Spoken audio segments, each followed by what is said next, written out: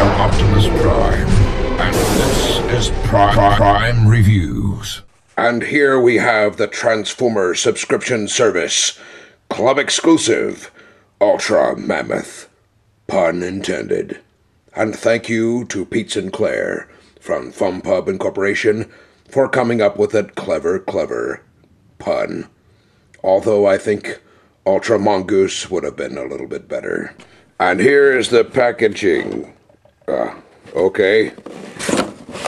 Hey, it's got this cool foam thingy in the middle. He has a cool little feature here, though. Push this button on his head, and ooh, look at that. That's not dirty at all. And if you pull his ears, he can gouge you with his tusks. Tusk. I'm not sure what sound effect that would make. But the color scheme is nice. It's very Ultra Magnus. It's got the red, blue, and white. And there's no way you could not have Kibble in a figure like this. Although he does have a mouth. That's kind of cool. And he has a tail that will move, but not much else in the way of articulation other than bendy ears. I have no comment about the red butt. Here is his technical data. Ultra Mammoth. Maximal Commander.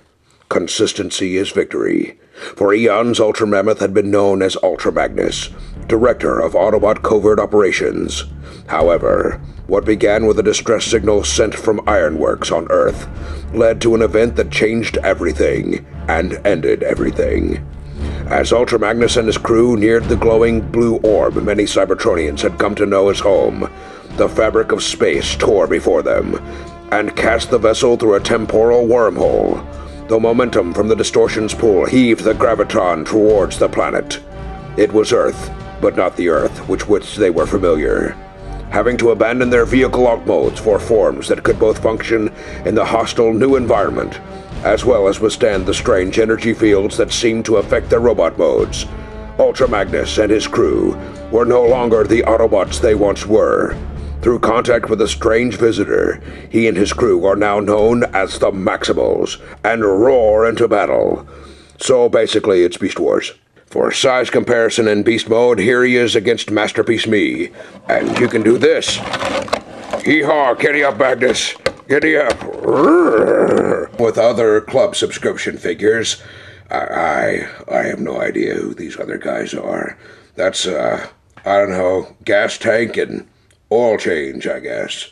And by simply turning his weapon around in Beast Mode, you have what the instructions call Devastation Mode.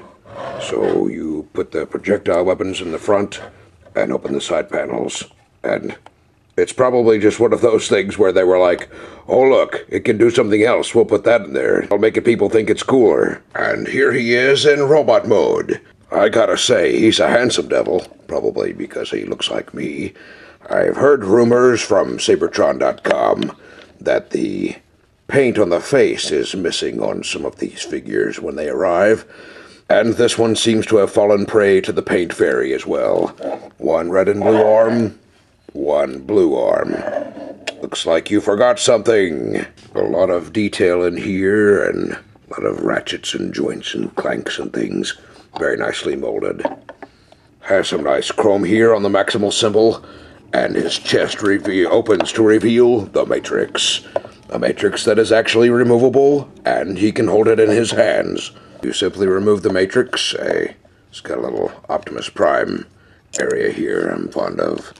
And you put the Matrix into his hand, and you put the Matrix into his other hand. Loose fitting, but it still goes. And according to the instructions, this is called the Dead Matrix mode. That's kind of dark. Whatever. Pops right out of there, too. What's up with that? He also has these arm pistol cannon thingies, were pretty nice. Peace symbol looking things. Got some great detail here in the feet. Back is completely full of kibble, but what do you expect? This is a Beast Wars toy. One of the things I personally enjoy about this figure and others like it has a bit of customizability. With these ball joints here, you could rotate this around this way. You could even bend it around backwards or put it up in the air. Whatever you want to do. The joints allow for that extra little personal touch of the owner of this figure. Head moves slightly up and down and rotates fully. He has a shoulder joint here, as well as this extra one for the transformation, but that's weird.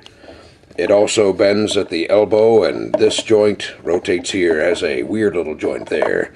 Does not rotate at the wrist, does not rotate at the waist, but does have a slight bend at the wrist, depending if you have the weapon in his hand or not. He has a lot of articulation in the legs, but they're hindered because of these panels, and no matter where you put them, they're always in the way.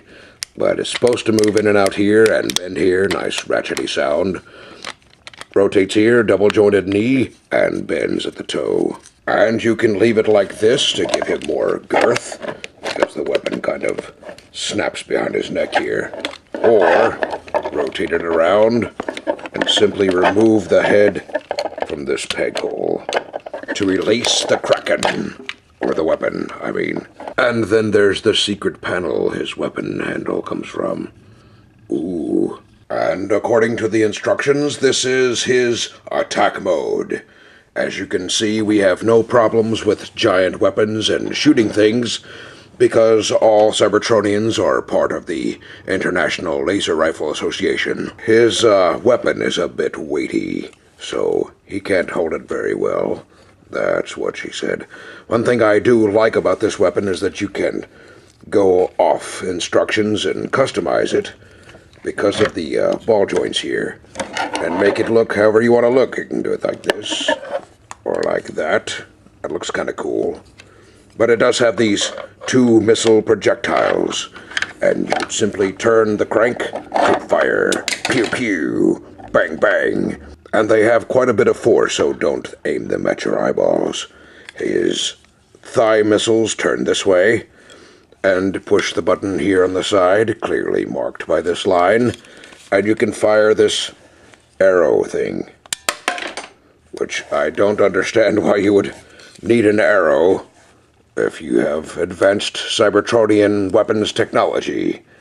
It's not even really an arrow, it's a bow. I don't understand. I thought bows fired arrows, not the other way around. I don't know. Whatever. It's an extra gimmicky thing. One other thing I like to do is to turn these legs around and make it look like he has thigh-attached Gatling guns. Bracka, bracka, bracka, bracka. Pew, pew, pew. Bang, bang.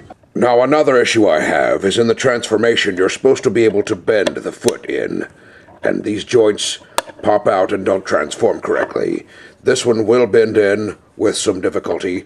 This one won't bend at all. It will not go in this way.